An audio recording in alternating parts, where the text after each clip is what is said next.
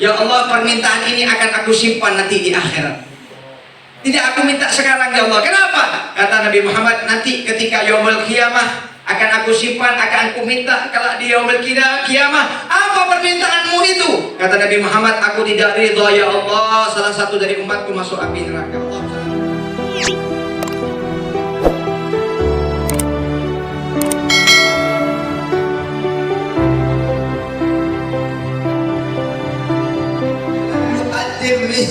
Abada. Di atas bumi ini tidak ada satu makhluk yang Allah agungkan, yang Allah angkat namanya tinggi-tinggi seperti Nabi kita Nabi Muhammad SAW. Sampai-sampai para sahabat ketika duduk dengan Nabi Muhammad, terutama ada seorang sahabat yang bernama Sayyidina Hasan bin Thabit radhiyallahu anhu. Sayyidina Hasan bin Thabit seorang sahabat yang mana beliau mempunyai kelebihan bisa selalu mengeluarkan syair-syair atau qasidah-qasidah. Ketika ada salah seorang, jika seorang itu datang dan mencaci Rasulullah dengan syair-syair, maka Rasulullah memerintahkan Sayyidina Hasan bin Thabit, ya Allah, Hasan bin Thabit, ladeni, jawab syairnya itu. Sayyidina Hasan bin Thabit suka mengeluarkan qasidah-qasidah. Bukan hanya itu, paman Rasulullah yang bernama Abbas bin Abdul Muttalib, ketika Sayyidina Abbas bin Abdul Muttalib itu melihat ponakannya Rasulullah SAW ketika lahir, beliau melihat sendiri bagaimana terjadi kehebatan luar biasa ketika lahirnya Nabi kita Nabi Muhammad. Sampai-sampai Sayyidina Abbas bin Abdul Muttalib izin sama Rasulullah, ya Rasulullah, ini ponakannya sendiri, aku izin minta rokso sama Rasulullah. Apa? Ingin memuji Rasulullah. Dah kuat sudah hatinya itu mahabbahnya kepada Nabi Muhammad, padahal kepada ponakan sendiri. Beliau ingin memuji Rasulullah. Kata Rasulullah, puji aku. La yafdudikallahu faka. Kata Rasulullah SAW mengatakan kepada Sayyidina Abbas bin Abdul Muttalib, pujilah aku wahai pamanku. Allah Subhanahu wa taala akan menjaga lisanmu sampai tua. Kamu tidak akan rusak. Mulutmu, gigimu tidak ada akan yang rontok, dan gusi-gusimu akan kuat selalu sehat sampai engkau tua. Subhanallah, Sayyidina Abbas bin Abdul Muttalib, walaupun umurnya sudah 80 tahun, 90 tahun, giginya tetap kuat. Kayak anak muda masih. Kenapa? Berkat memuji Nabi Muhammad SAW. Apa kata Sayyidina Abbas bin Abdul Muttalib? Wa anta ya Rasulullah lamma ulitta asyraqatil ardu wa adha'at binurikal ufuku wa nahnu fi dhalika diyai wa fi dhalika rusdi nakhtariku. Kata Sayyidina Abbas bin Abdul Muttalib, anta wahai Rasulullah, kamu wahai Rasulullah, ketika lahir engkau, apa yang terjadi? Asyraqatil ardu, semua bumi ini menjadi terang benderang. Yang mana Rasulullah itu dilahirkan sebelum subuh. Subuh kan masih petang. Tapi kata Sayyidina Abdullah bin Abbas, ketika dilahirkan Nabi kita Nabi Muhammad, yang waktu subuh, yang dulunya yang mana langit tersebut menjadi yang pertamanya petang menjadi terang benderang, sampai-sampai Sayyidah Aminah ibu Rasulullah ketika beliau Sayyidah Aminah mengatakan, walamma wada'athu, ketika aku melahirkan anakku putraku yang bernama Muhammad, asyraqatil anwar adha'at nur ila adha'at nur min asy-syam ila min al-masyriq ila al-maghrib. Dikatakan kata Sayyidina Aminah ibu Rasulullah SAW, ketika aku melahirkan putraku yang bernama Muhammad ini, apa yang terjadi? Kata Siti Aminah, aku melihat cahaya dari masyriq, dari timur sampai barat, semua menjadi terang benderang dengan cahaya putraku Nabi Muhammad SAW. Sampai Rasulullah SAW mengatakan, lamma min karamati ala rabbi ulidtu mahtunan wa lam yara ahadun sawati. Kata Rasulullah, aku ketika dilahirkan daripada kemuliaanku yang Allah muliakan untukku, apa? Aku dilahirkan dalam keadaan terhitan. Aku dalam keadaan makhulal ain, dalam keadaan bercelak Rasulullah, dan dalam keadaan sujud kepada Allah. Dan kata Nabi Muhammad, tidak ada seorang pun yang melihat auratku. Tidak ada, kata Rasulullah. Aku lahir, tidak ada satu daripada makhluk yang melihat auratku. Dijaga sama Allah Subhanahu wa taala. Kemudian kata Siti Aminah ibu Rasulullah, ya walamma wada'atku, ketika aku melahirkan anakku yang bernama Muhammad itu, ra'aituhu sajidan, aku melihat dia sujud kepada Allah Subhanahu wa taala. Wa rafi'an yadayhi, mengangkat tangannya ke atas langit seraya mengatakan Allahu akbar kabira walhamdulillahi katsira wa subhanallahi bukratan wa asila. Rasulullah SAW menandakan bahwasanya tidak ada orang yang paling dekat dengan Nabi Muhammad, tidak ada orang yang paling dekat dengan Allah kecuali Nabi kita Nabi Muhammad SAW. Maka itu Rasulullah SAW ini adalah maqam Habibullah, kekasih Allah. Sampai Nabi Musa ini tanya sama Allah, ya Allah, engkau menjadikan kekasihmu Muhammad, kau jadikan Nabi Muhammad sebagai Habibullah, kekasihmu, sedangkan aku Kalimullah. Apa bedanya Kalimullah sama Habibullah? Allah mengatakan kepada Nabi Musa, ya Musa, kalau Kalimullah ya'mal liyarda maulahu, idza kana Habibullah ya'mal wa yarda maulahu.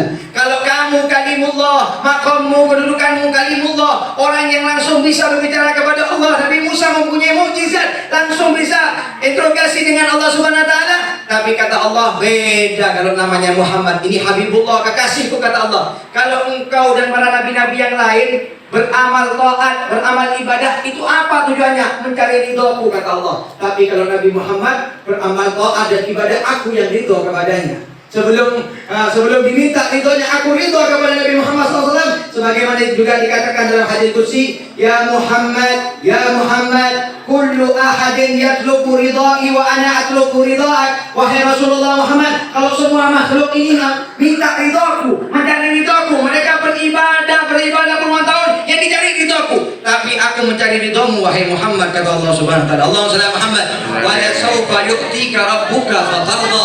Kau minta apa yang diinginkan, apa yang didoakan Nabi Muhammad SAW diterima oleh Allah, diberikan oleh Allah Subhanahu wa taala. Tapi kita harus tahu hadirin, Nabi Muhammad setiap harinya memikirkan kita. Sebelum tidur Nabi Muhammad mendoakan kita, bangun tidur Nabi Muhammad mendoakan kita, mau makan Nabi Muhammad mendoakan kita.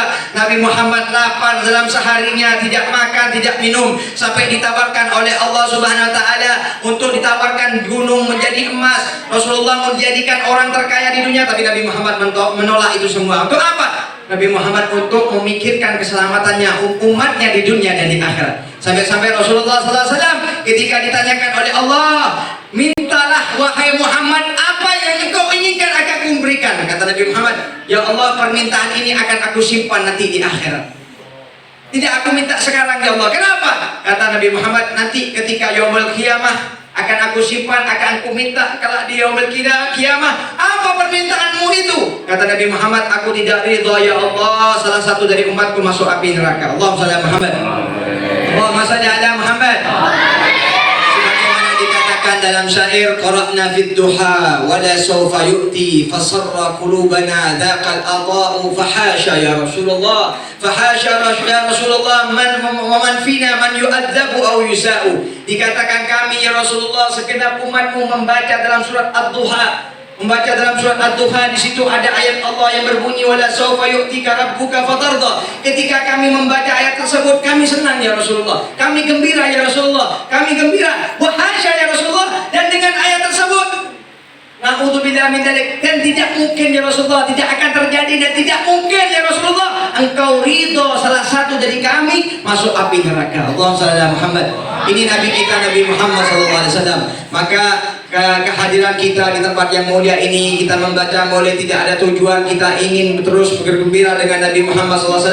Sampai dikatakan oleh Al-Habib Ali bin Muhammad bin Husain Al-Habsyi sahibul maulid, beliau mengatakan kita para awliya was-salihin, kita lihat anak-anak ya wali-wali besar, kita lihat wali-wali besar terutama yang ada di Bondowoso, Habib Ahmad bin Umar Al-Idrus, Habib Muhammad bin Ahmad Al-Muhdar, semua wali-wali yang ada di sini, semua wali-wali yang ada di Indonesia, Habib Soleh Tanggul, Habib Abu Bakar Gersik, semua para wali, yang kiai juga semua, tidak ada orang jadi wali, tidak ada orang yang dekat kepada Nabi Muhammad kurang ajar sama orang tuanya. Dengerin ini kupingnya anak-anak, masukkan ke kuping-kupingnya, bawa pulang. Tidak ada orang dekat sama Allah, tidak ada orang dekat sama Rasulullah. Jangan mengharap mimpi Rasulullah, jangan mengharap bisa masuk surga dengan Nabi Muhammad kalau kurang ajar sama orang tuanya. Tidak ada, itu bukan wali. Ribu wali, iya, itu bukan orang hebat, tuh. Kalau hebat itu iya. Tidak ada dari zamannya Nabi Muhammad sampai zamannya kita. Tidak ada orang dekat sama Rasulullah itu kurang ajar sama orang tua, tidak ada. Orang seandainya jadi orang kaya, tapi kalau kurang ajar sama orang tuanya, tidak bisa menghormat, kaya itu bukan kaya. Orang miskin itu tidak ada gunanya dunianya, sepeser apapun. Kalau orang tersebut punya ilmu alim, tapi sama orang tuanya kurang ajar, tidak punya ilmu orang tersebut, semua ilmunya hilang. Ini kita kepingin dekat dengan Nabi Muhammad, gampang caranya. Apa? Kita yang masih punya orang tua, masih punya ibu, masih punya abah, ayo. Apa? Kita datengin setiap hari ibu kita. Kita minta doa, Ummah, Abah, doain saya ya. Apa? Doain saya bersih hati. Saya dibersihkan, disucikan hati. Hati Hasan, hati Husain, hatinya Muhammad, hatinya Abdullah dibersihkan. Biar Muhammad, biar Abdullah dekat sama Rasulullah. Biar saya didatangi, bisa mimpi Rasulullah. Itu doanya Habib Ali Habsyi. Habib Ali Habsyi masih umur 5 tahun, setiap hari sholat di Masjid Qasam, Masjid Jamek Qasam. Sampai sekarang ada masjid tersebut. Setiap hari sholat, setiap pulang dari sholat, Habib Ali Habsyi minta doa sama ibunya, suruh pegang dadanya. Umi apa? Doain Ali biar hatinya Ali ini kuat. Ya Umi, ud'u li qalbi, kata Habib Ali Habsyi. Ya Umi, doakan biar hati Ali ini kuat.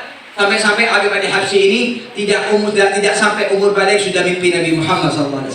Belum balik sudah mimpi Rasulullah SAW. Sampai Habib Ali Habsyi ini sering sampai dikatakan sama uminya, ya Ali, itu tidak takut ini, tidak takut nih, hatinya Ali kuat ini, Ali kuat hatinya nih. Allahumma shalli ala Muhammad. Nah ini kata Habib Ali Habsyi, kita tidak bangga banyak ibadah, kita bangga kalau sudah dipuji orang. Oh masya Allah, ini Hasanin apa? Orangnya akhlak kok mirip sama Rasulullah. Ini baru hebat. Bukan hebat, oh ini punya mesenah, oh ini masya Allah nih, jadi pejabat, jadi presiden, oh ini gini, tidak hebat itu, belum hebat ini. Kalau sudah itu mirip sama Rasulullah, itu hebat sekarang. Kalau sudah itu bisa mengamalkan akhlak Rasulullah, itu hebat sekarang. Makanya Ustaz sering bilang sama anak-anak, jangan ngintengin sunnahnya Rasulullah, jangan pernah ngintengin sunnahnya Rasulullah. Kalau ada teman-temannya minum berdiri, suruh bilang duduk kalau minum Rasulullah, kalau minum duduk.